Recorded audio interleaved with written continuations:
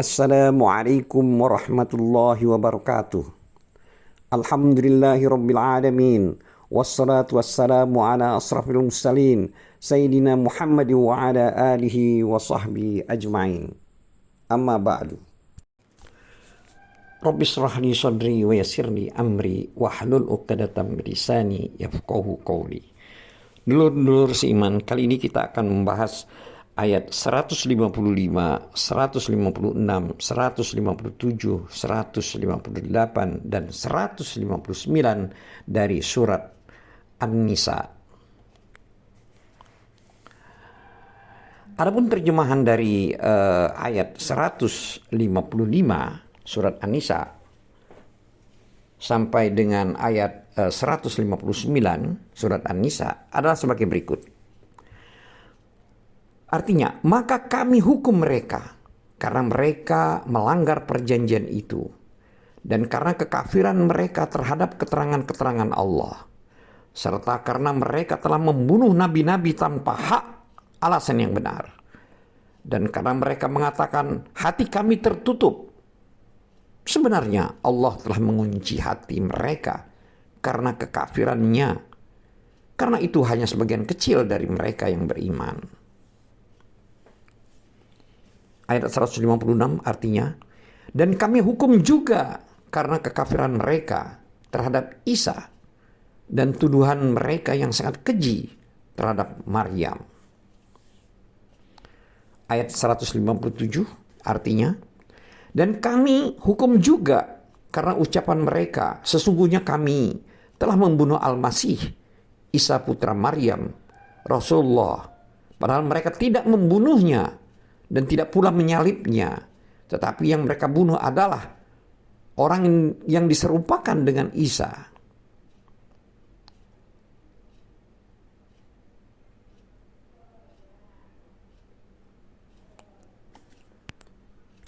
Adapun ayat 157, dan kami juga hukum mereka karena ucapan mereka, sesungguhnya kami telah membunuh Al-Masih, Isa putra Maryam, Rasulullah, padahal mereka tidak membunuhnya dan tidak pula menyalibkannya, tetapi yang mereka bunuh adalah orang yang diserupakan dengan Isa. Sesungguhnya mereka yang berselisih pendapat tentang pembunuhan Isa selalu dalam keraguan-raguan tentang yang dibunuh itu. Mereka benar-benar tidak tahu siapa sebenarnya yang dibunuh itu, melainkan mengikuti prasangkaan belaka. Jadi mereka tidak yakin telah membunuhnya. Adapun ayat 158 artinya, tetapi Allah telah mengangkat Isa ke hadiratnya. Allah maha perkasa, maha bijaksana. Selanjutnya ayat 159 artinya, tidak ada seorang pun di antara ahli kitab yang tidak beriman kepada Isa menjelang kematiannya. Dan pada hari kiamat dia, Isa, akan menjadi saksi mereka. Demikian terjemahan dari ayat 155 sampai dengan 159 dari surat An-Nisa. Terkait dengan ayat-ayat tersebut di atas yang telah kita bacakan tadi, itu termasuk di antara dosa-dosa yang telah para Bani Israel atau Yahudi berbuat, yang menyebabkan mereka dilaknat, diusir, dan dijauhkan dari petunjuk dan hidayah. Yaitu mereka melanggar perjanjian-perjanjian yang telah mereka ambil, sebagaimana disebutkan dalam ayat 155 surat An-Nisa, yang artinya, dan karena kekafiran mereka terhadap keterangan-keterangan Allah. Di sini yang dimaksud dengan keterangan-keterangan Allah yaitu hujah, bukti nyata, dan mukjizat yang telah mereka saksikan sendiri lewat tangan-tangan para nabi. Adapun firman Allah selanjutnya dalam ayat 155 tersebut yang artinya, dan mereka membunuh nabi-nabi tanpa alasan yang benar. Hal tersebut disebabkan oleh seringnya mereka melakukan kejahatan dan kekurang ajaran mereka terhadap nabi-nabi Allah. Karena sesungguhnya mereka telah membunuh banyak orang dari kalangan para nabi.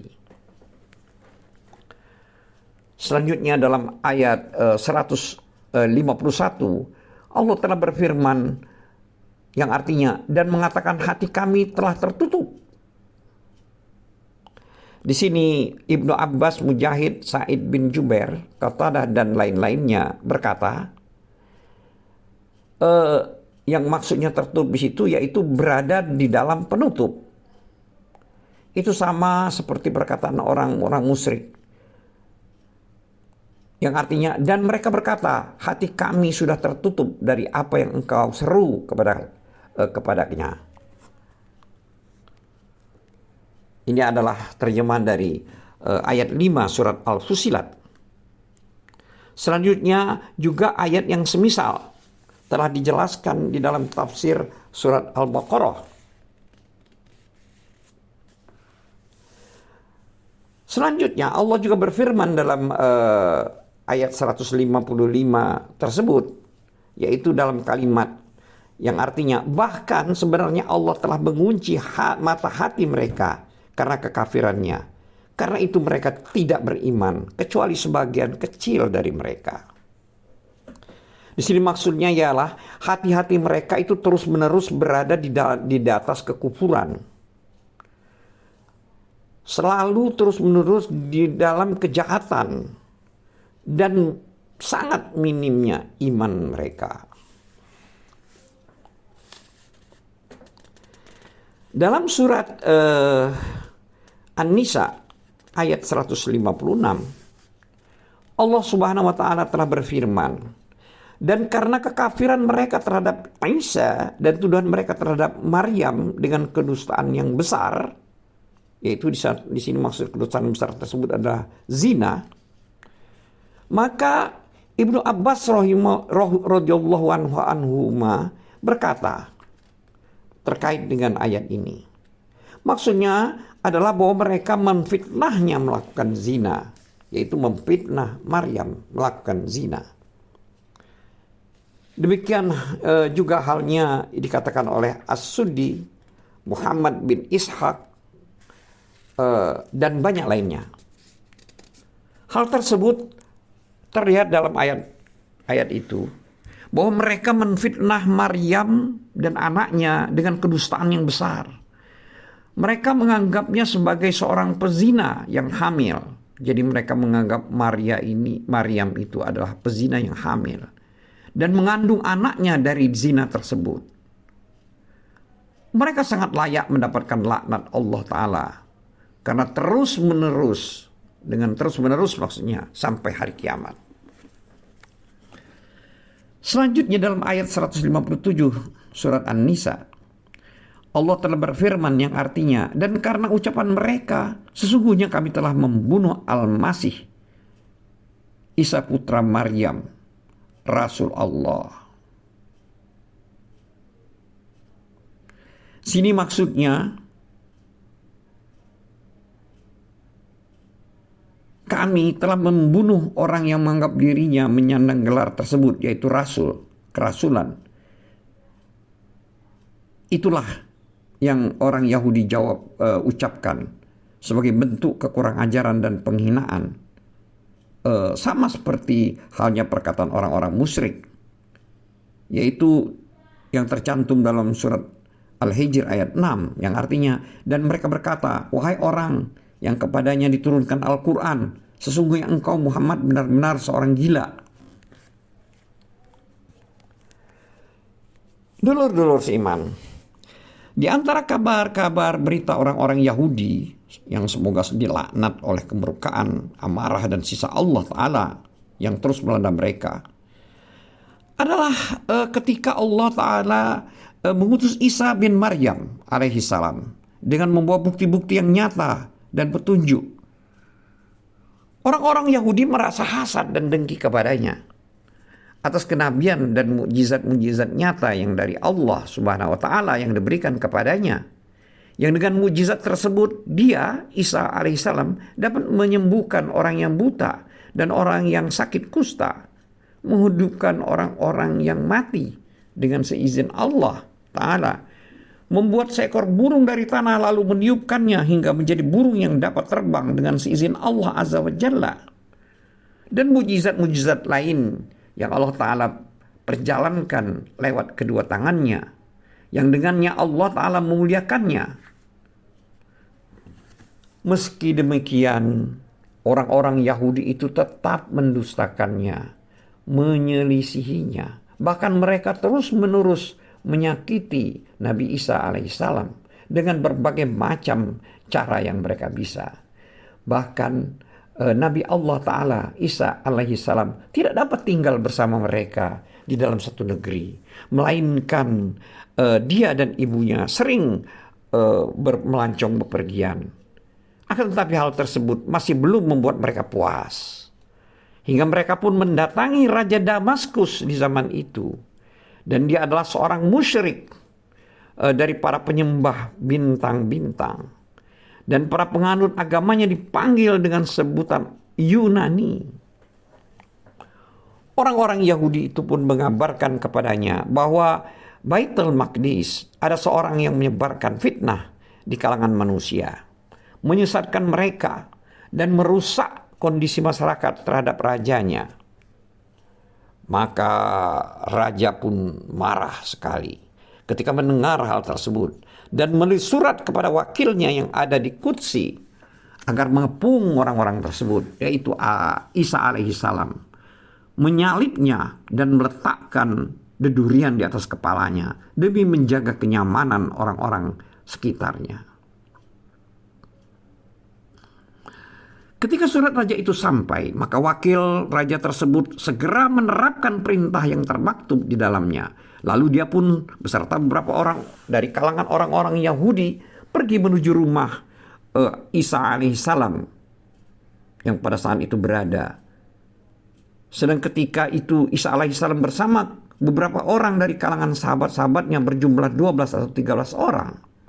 Ada yang pula yang mengatakan 17 orang. Lalu mereka, yaitu wakil raja beserta orang-orang Yahudi tersebut, mengepungnya di sana. Ketika Isa alaihissalam mengetahui kedatangan mereka, dan sesungguhnya merupakan satu hal yang pasti bahwa mereka akan menangkapnya atau dia akan menyerahkan diri kepada mereka, maka Isa alaihissalam berkata kepada sahabat-sahabatnya, "Siapa di antara kalian yang rela dirubah wajahnya mirip denganku, niscaya dia akan menjadi pendampingku di surga." Maka ada seorang pemuda di antara mereka yang rela melakukan hal tersebut. Lalu Isa alaihissalam pun berkata, "Kamulah orangnya." Lalu Allah Ta'ala menjadikan pemuda tersebut mirip dengan Isa alaihissalam sampai dia seakan-akan adalah Isa. Lalu terbukalah rauzanah dari atap rumah, dan Isa alaihissalam dilanda rasa ngantuk yang kuat untuk tidur. Lalu dia pun diangkat ke langit dalam kondisi tersebut. Sebagaimana Allah Ta'ala berfirman, ingatlah ketika Allah berfirman, "Wahai Isa, aku mengambilmu dan mengangkatmu kepadaku, serta mensucikanmu dari orang-orang kafir." Ayat 55 surat Al-Imran. Lalu ketika Isa alaihissalam telah diangkat, maka para sahabat pun segera keluar. Lalu ketika orang-orang itu, yaitu wakil raja dan orang-orang Yahudi, melihat pemuda tersebut, mereka mengira bahwa itu adalah Isa. Maka mereka pun menangkapnya pada malam hari dan menyalibnya dan meletakkan dedurian di atas kepalanya. Lalu orang-orang Yahudi itu menampakkan bahwa merekalah yang memiliki andil kuat dalam penyalibannya. Dan mereka merasa bangga dengan hal itu. Lalu beberapa kelompok orang dari kalangan orang-orang Nasrani mempercayai mereka akan hal itu lantaran kejahilan dan minim akal mereka. Kecuali orang-orang yang berada di dalam rumah itu bersama Al-Masih Isa alaihissalam. Karena sesungguhnya mereka menyaksikan pengangkatannya ke langit. Sedangkan orang-orang yang lainnya tetap menyangka seperti yang disangkakan oleh orang-orang Yahudi, yaitu bahwa orang yang disalib tersebut adalah Al-Masih Isa binti Maryam alaihissalam.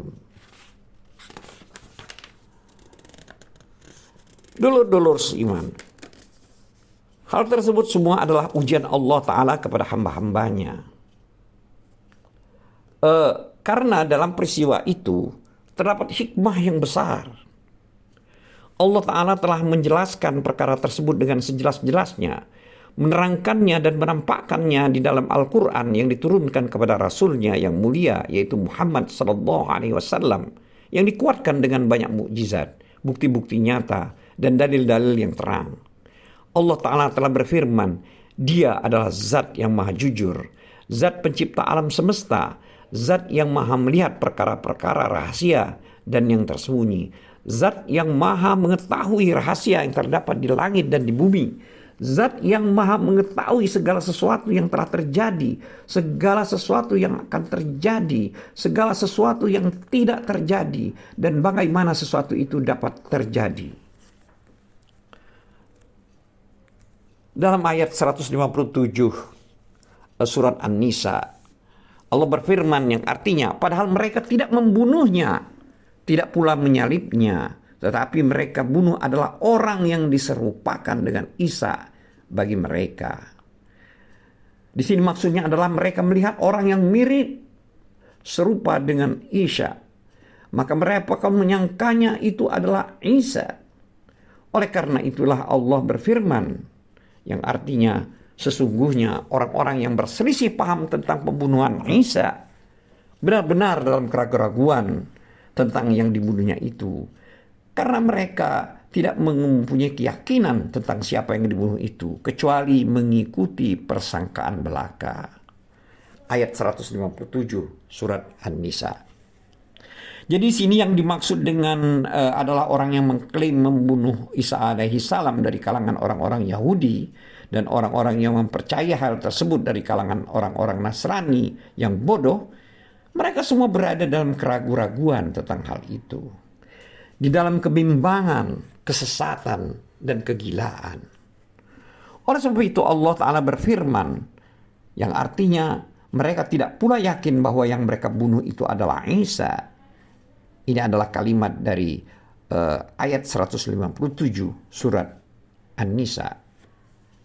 Jadi maksud daripada ayat ini, yaitu mereka tidak yakin bahwa yang mereka bunuh itu adalah Isa. Itu di sini mereka tidak yakin bahwa yang mereka telah bunuh adalah benar-benar Isa alaihi salam. Bahkan mereka ragu-ragu dan Wallahu a'lam bissawab. Wabillahi taufiq wal hidayah. Wassalamualaikum warahmatullahi wabarakatuh.